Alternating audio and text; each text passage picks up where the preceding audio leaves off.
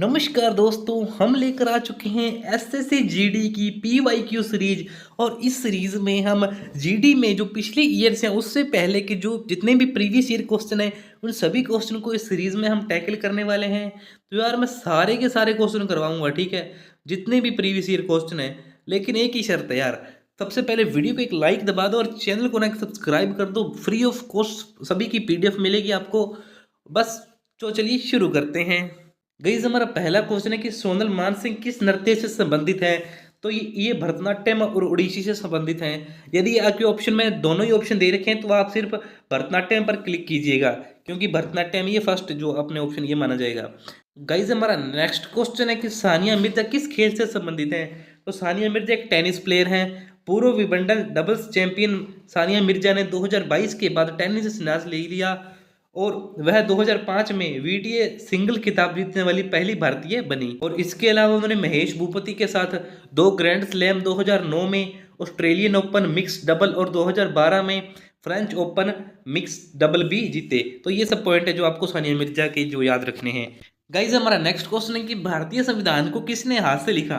तो प्रेम बिहारी नारायण रायजादा ने। इन्होंने अंग्रेजी और हिंदी दोनों भाषाओं में 395 अनुच्छेद 8 अनुसूचियां और प्रस्तावना को 6 महीने के लिए रायजादा संविधान हॉल में अपनी जो डेस्क पर बैठकर लिखा। गाइज हमारा नेक्स्ट क्वेश्चन है कि 2024 के लिए चुनाव आयोग के राष्ट्रीय आइकन किसे बनाया गया। तो राष्ट्रीय आइकन थे सचिन तेंदुलकर। भारतीय निर्वाचन आयोग ने सचिन तेंदुलकर को नेशनल आइकन बनाने की घोषणा की। ईसीआई ने इस अभियान के तहत लिए सचिन तेंदुलकर के साथ 3 वर्षों का करार किया। गाइस हमारा नेक्स्ट क्वेश्चन है कि प्रथम स्वतंत्रता संग्राम कब हुआ। तो ये 1857 में हुआ और इस 1857 के भारतीय सिपाही विद्रोह के रूप में भी जाना जाता है। इसमें वीडी सावरकर द्वारा भारतीय स्वतंत्रता संग्राम का प्रथम युद्ध भी कहा गया। हमारा नेक्स्ट क्वेश्चन है कि भारत के किस राज्य की साक्षरता दर सबसे अधिक है। तो केरल राज्य है जिसकी साक्षरता दर सबसे अधिक है। और अगर आपसे कोई पूछ ले कि केंद्र शासित प्रदेश कौन सा है जिसकी साक्षरता दर सबसे अधिक है, तो वो है लक्षद्वीप। और गाइस अगर आपको कोई पूछ ले कि साक्षरता दर होती क्या है, तो 7 वर्ष या उससे अधिक आयु के किसी क्षेत्र की जनसंख्या का कुल प्रतिशत जो समझ के साथ पढ़ लिख सकता है किसी भी भाषा को, वो साक्षर माना जाता है। साक्षरता हर देश की सामाजिक आर्थिक प्रगति की कुंजी है। भारत में साक्षरता दर 1944 में ब्रिटिश शासन के अंत में 12% से बढ़कर 74.0 हो गई थी। ये आंकड़ा 2011 का है। गाइस हमारा नेक्स्ट क्वेश्चन है कि मौलिक अधिकारों का खंडन हो रहा है। तो ये क्वेश्चन अनकम्प्लीट है। इसमें आगे ऐसा है कि जैसे मौलिक अधिकारों का खंडन हो रहा है ना, तो हम अपने जो मौलिक अधिकार हैं उनकी सुरक्षा कौन करता है। उच्चतम न्यायालय होता है ना, यानी कि सुप्रीम कोर्ट और हाई कोर्ट। तो ये दोनों जो होते हैं ना मौलिक अधिकारों के संरक्षक होते हैं, यानी इनकी रक्षा करते हैं। और अगर आपसे कोई पूछ ले तो सुप्रीम कोर्ट कौन से आर्टिकल के तहत जाया जाएगा, तो सुप्रीम कोर्ट हम जाएंगे आर्टिकल 32 के तहत और हाई कोर्ट जाएंगे हम आर्टिकल 226 के तहत। तो ये इंपॉर्टेंट पॉइंट है, ये आप याद रखिएगा।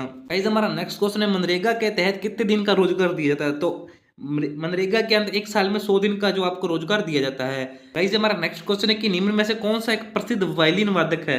तो एल सुब्रमण्यम। और गाइस हमारा नेक्स्ट क्वेश्चन है कि निम्नलिखित में से कौन सा एक प्रसिद्ध शहनाई वादक है। तो जो फेमस शहनाई वादक है वो है उस्ताद बिस्मिल्लाह खान, एस बलेश, अनंत लाल, अली अहमद हुसैन और लोकेश आनंद। और उस्ताद बिस्मिल्लाह खान का जन्म 21 मार्च 1916 को डुमराव गांव बिहार में हुआ था। और उस्ताद बिस्मिल्लाह खान अपने पिता पैगंबर बख्श खान के साथ वाराणसी में बसे गए थे। और ये सबसे कम उम्र के जो शहनाई वादक थे। बिस्मिल्लाह खान को भारत सरकार द्वारा 2001 में भारत रत्न भी दिया गया। तो नेक्स्ट क्वेश्चन है कि मनु भाकर और तेजेंद्र पाल सिंह तूर का संबंध किस खेल से है।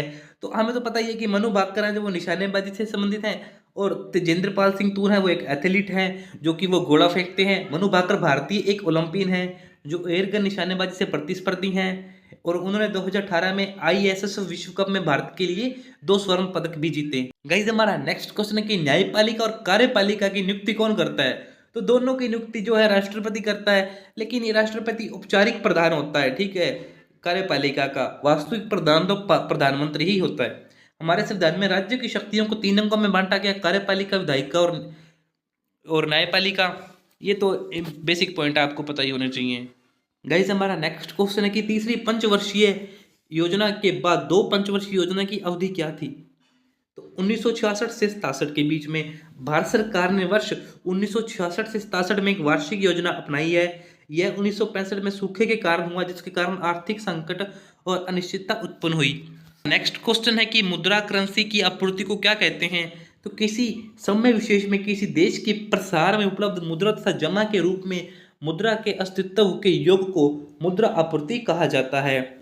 नेक्स्ट क्वेश्चन है कि कंबाड़ा उत्सव किस राज्य में मनाया जाता है? तो ये कर्नाटक में मनाया जाता है। कंबाड़ा उत्सव दक्षिणी पश्चिमी भारतीय राज्य कर्नाटक में आयोजित होने वाली एक वार्षिक भैंस दौड़ है। कंबाड़ा उत्सव नवंबर महीने में से लेकर मार्च महीने तक मनाया जाता है। यह उत्सव भगवान शिव के अवतार भगवान कादंगरी मंजुनाथ को समर्पित है। गाइस हमारा नेक्स्ट क्वेश्चन है कि प्राग ऐतिहासिक काल को कितने भागों में बांटा गया है? तो इसे 3 भागों में बांटा गया है। प्राग ऐतिहासिक काल को मुख्य रूप से पाषाण काल के नाम से जाना जाता है, क्योंकि इस काल में पाषाण उपकरणों की प्रधानता थी। विद्वानों ने प्राग ऐतिहासिक काल को पाषाण उपकरणों की उपस्थिति के आधार पर 3 खंडों में विभक्त किया है। ये 3 खंड है पुराण पाषाण काल, मध्य पाषाण काल और नव पाषाण काल। प्रश्न है कि ब्रह्मोत्सव किस राज्य में मनाया जाता है? तो यह आंध्र प्रदेश में मनाया जाता है। ब्रह्मोत्सव एक शुभ हिंदू पर्व है और हर साल आंध्र प्रदेश के तिरुपति वेंकटेश मंदिर में मनाया जाता है। किंवदंतियों के अनुसार इस त्योहार की उत्पत्ति भगवान ब्रह्मा से हुई है। नेक्स्ट क्वेश्चन है कि 2023 के लिए चुनाव आयोग का राष्ट्रीय आइकन कौन था? 24 में तो सचिन तेंदुलकर थे, अभी आपको बता दिया। 23 में थे पंकज त्रिपाठी। चुनाव आयोग ने वोटिंग प्रतिशत बढ़ाने के लिए 2023 में पंकज त्रिपाठी पर दांव खेलते हुए अपना नेशनल आइकन बनाया। हमारा नेक्स्ट क्वेश्चन है कि वित्त आयोग से संबंधित प्रश्न है। तो भारत के राष्ट्रपति प्रत्येक 5 वर्ष में वित्त आयोग का गठन करते हैं। वित्त आयोग एक संवैधानिक निकाय है जिसे संविधान के अनुच्छेद 280 द्वारा अधिष्ठ किया गया है। वित्त आयोग द्वारा दी गई सिफारिशें केवल सलाहकारी प्रकृति की होनी चाहिए, इसलिए सरकार पर बाध्यकारी नहीं है। गाइस हमारा नेक्स्ट क्वेश्चन है कि देवदासी नृत्य किस नृत्य को कहते हैं? तो ये भरतनाट्यम को कहा जाता है। भरतनाट्यम भारतीय शास्त्रीय नृत्य का एक प्रमुख रूप है जिसकी उत्पत्ति तमिलनाडु से हुई है। नेक्स्ट क्वेश्चन है न्यायिक पूर्वावलोकन किस अनुच्छेद में है? तो अनुच्छेद 32 और अनुच्छेद 226 में है।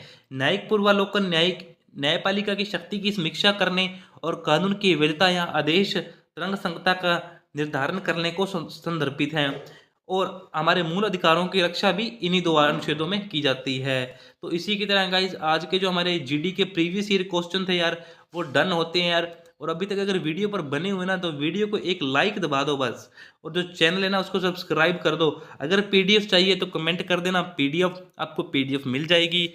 Thank you.